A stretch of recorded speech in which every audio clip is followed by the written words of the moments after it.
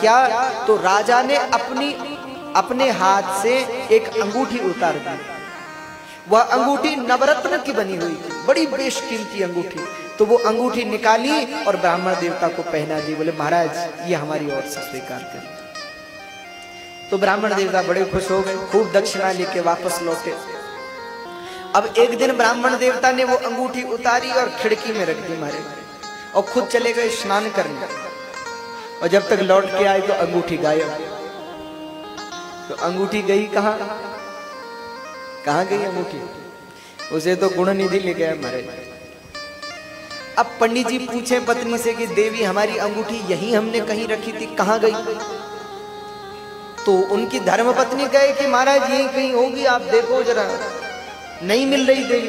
महाराज आप परेशान क्यों थे, घर में ही होगी, कहीं ना कहीं पड़ी होगी, यहीं मिल जाएगी। पंडित जी बोले ठीक है। अब पंडित जी चल दिए और अंगूठी को भूल गए मारे। अब उनकी पत्नी भी जानती थी कि अंगूठी को तो गुणनिधि ले गया है, पर लेकिन अब किससे क्या कहे।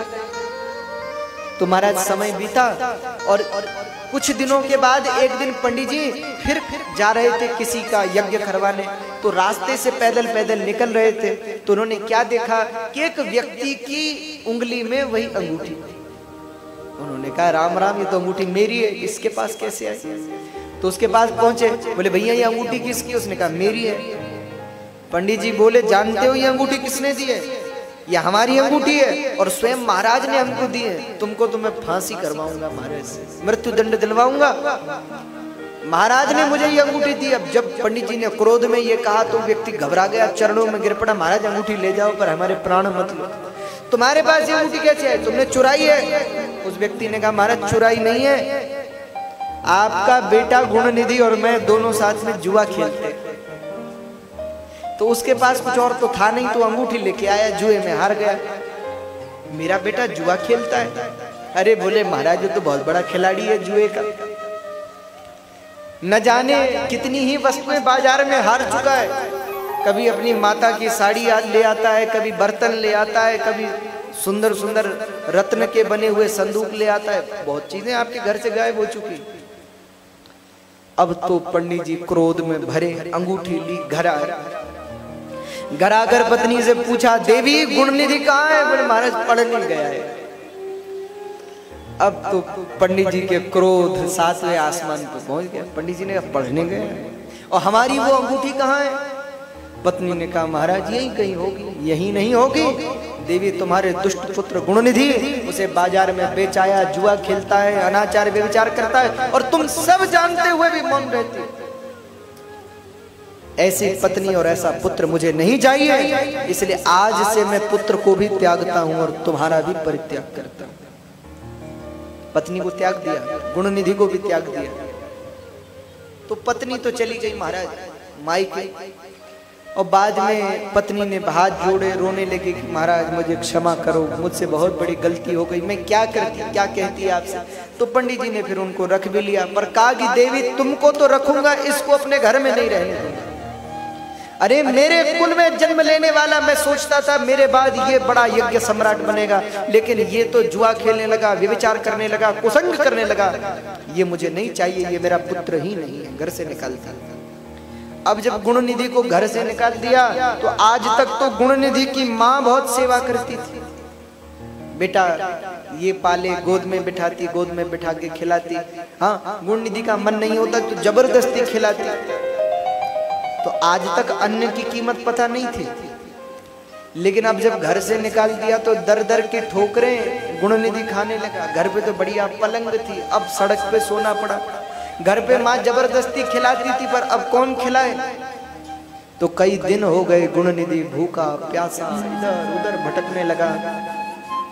कहते गुणनिधि को आज पता चला कि महाराज भूख किसे कहते हैं।